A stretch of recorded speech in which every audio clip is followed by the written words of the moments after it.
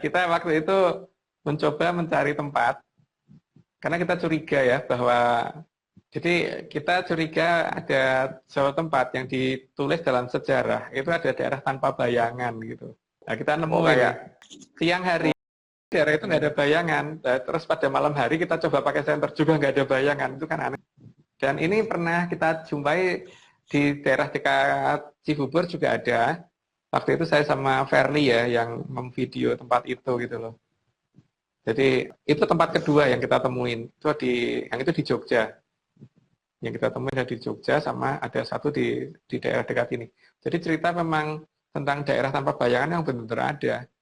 Tapi terus rata-rata di daerah tinggi. Ini bukan di daerah tinggi yang kita temukan bukan di daerah tinggi. Misalkan Pak Candi Cetro gitu. Di daerah lereng Gunung Lawu ya itu Candi Cetro itu pada saat-saat yang tepat ketika pas kabut itu sangat tebal, maka kita nggak punya bayangan. Jadi menurut saya daerah yang dikatakan tanpa bayangan bukan Katulistiwa, tapi daerah seperti itu seharusnya. Kan kita dikatakan bahwa Sriwijaya berada di daerah tanpa bayangan gitu kan. Nah ini kita cari tanpa bayangan memang ada, jadi memang ada wilayah itu ada. Karena di posisi yang dekat Cibubur itu kan agak ke utara, Jogja kan agak selatan.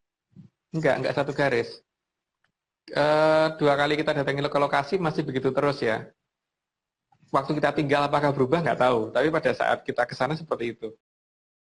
Ada beberapa wilayah yang memang dipakai untuk menyembunyikan sesuatu yang nantinya akan kita perlukan di nantinya.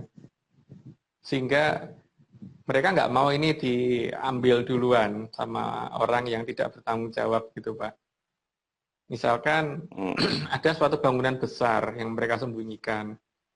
Dan mereka nggak mau kalau bangunan besar ini ditemukan atas dasar seperti misalkan temuannya misalkan menggunakan analisa modern gitu. Karena mereka kan pengennya tradisi dibangkitkan.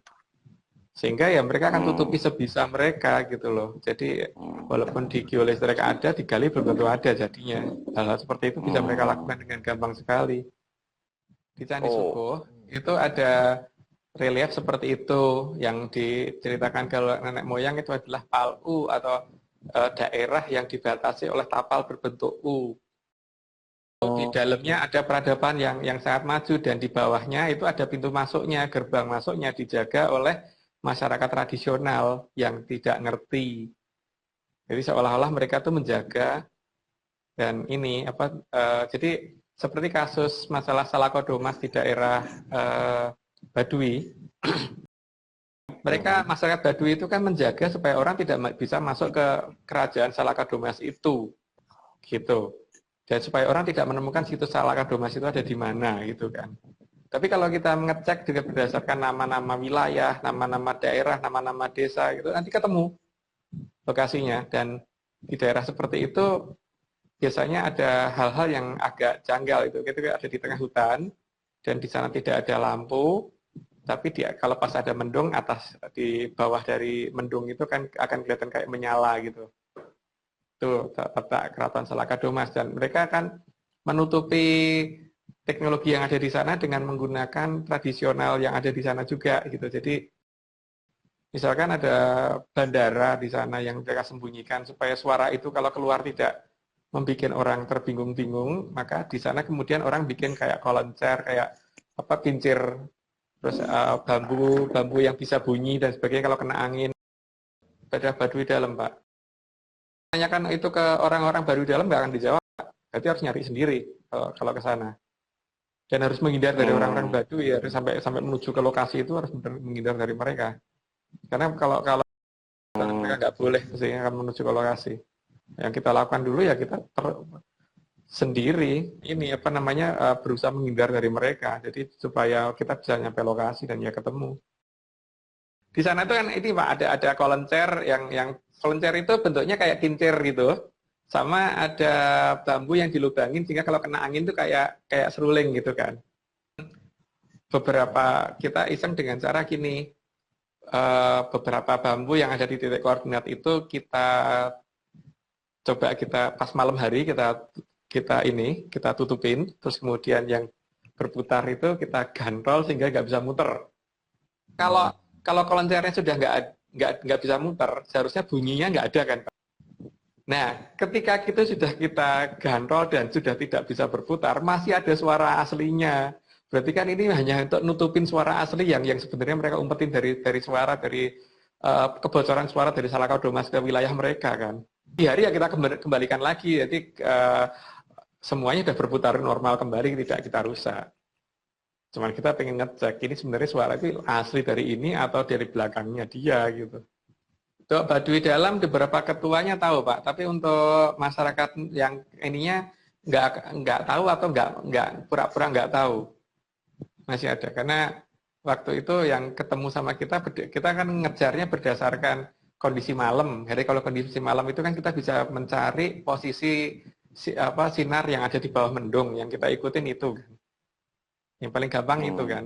Terus begitu sudah mendekat lokasi, beberapa kelencer ini kita bikin tidak bisa berputar supaya supaya sambil kita mencari arah suaranya dari arah mana gitu. Sehingga kita nyampe ke lokasi. Di beberapa pabrik gula yang pernah saya coba masukin itu, karena saya pernah tinggal di Madiun, yang pernah saya kenal dari pabrik gula Rejagung.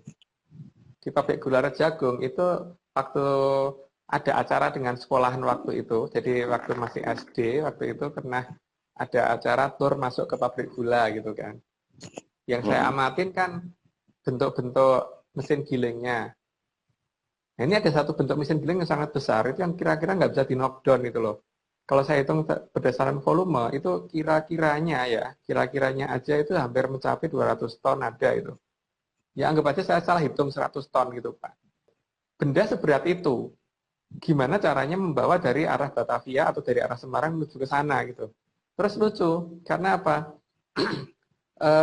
Kalau misalkan di sejarah dikatakan pembangunan pabrik gula itu digunakan untuk kepentingannya Belanda, katanya begitu. Tapi kalau kita perhatiin, itu kok kayaknya dipakai untuk kepentingan masyarakat kita sendiri. Kenapa? Karena di daerah Jawa Barat ini, kalau saya tanya ke masyarakat atau ke teman-teman yang di pertanian, itu katanya tebu masih bisa ditanam di sini dan bisa cukup subur. Tapi kenapa tebu dipusatkan di Jawa Tengah dan Jawa Timur? Kalau kita perhatikan, masyarakat Jawa Barat itu kalau minum, senangnya kan minum tawar. Kan? Kalau orang Jawa Tengah, Jawa Timur, minum pasti manis. Kopi manis, teh manis. Kalau Jawa Barat kan enggak, rata-rata minumnya memang teh tawar, kopi tawar gitu kan. Kebiasaan ini kok terus kemudian kalau saya kaitkan dengan keberadaan pabrik gula, jadi pabrik gula ini kan untuk kepentingan masyarakat kita, bukan untuk kepentingannya Belanda. Artinya pabrik gula ini pasti dibikin sebelum Belanda datang gitu kan. Salah satu membuktikannya ya semoga kalau dari pihak pabrik gula ada yang mau menyumbangkan batu batanya dari pabrik gula itu untuk diuji umur, itu kan akan ketahuan sebenarnya pabrik gula itu dibangun kapan gitu loh. Bisa aja Belanda cuma ngasih rok tanggalnya, kan bisa aja dirubah. Tapi logika dasar yang kemudian harus kita pertimbangkan adalah ini loh. Kalau dikatakan itu untuk kepentingannya Belanda, kenapa dibangunnya tidak di pesisir? Tidak dibangun di Batavia, tidak dibangun di Semarang. Di Jawa Barat ini kalau nggak salah cuma 2 ya, di Cirebon sama Tasikmalaya kalau nggak salah yang ada pabrik gula gitu. Tapi di Jawa Tengah, Jawa Timur tuh banyak banget. Di Madiun aja udah berapa banyak gitu. Problemnya tebunya itu bisa ditanam di Jawa Barat, kenapa ditanamnya di sana gitu. Kok kayak cari perkara gitu loh. Jadi ini kan kalau memang untuk kepentingannya si Belanda, maka seharusnya pabrik gula dibangunnya di dekat sini. Di dekat Jakarta. Dekat Batavia, bukan di daerah Jawa Tengah, Jawa Timur. Tapi yang jelas memang kebiasaan masyarakat kita beda loh. Di Jawa Tengah, Jawa Timur apa-apa minum manis, kopi manis, teh manis itu udah biasa untuk minuman tiap pagi. Tapi orang-orang Jawa Barat kan enggak, mereka kesenangannya kan enggak gitu. Malah kalau kita waktu ada teman dari Sunda waktu itu datang ke rumah tak bikinin teh manis gitu, ini kok kayak kolak sih gitu, jawabnya gitu. Jadi memang kebiasaan, memang lidah lain gitu. Lidah kita beda. Kalau mereka sukanya minum tawar, gitu. Nah, kalau mereka minum tawar, maka pabrik gulanya dibikin jarang di sini. Tapi karena di Jawa Tengah, Jawa Timur orang yang senang minum manis, maka di sana pabrik gula jadi banyak. Nah, kalau untuk kepentingan Belanda, seharusnya pabrik gula tidak memperhitungkan faktor manusia di Indonesianya kan, tidak memperhitungkan masyarakat kita seneng manis atau nggak seneng manis, pokoknya di tempat yang mereka jaga, gitu kan harusnya gitu. Harusnya di pesisir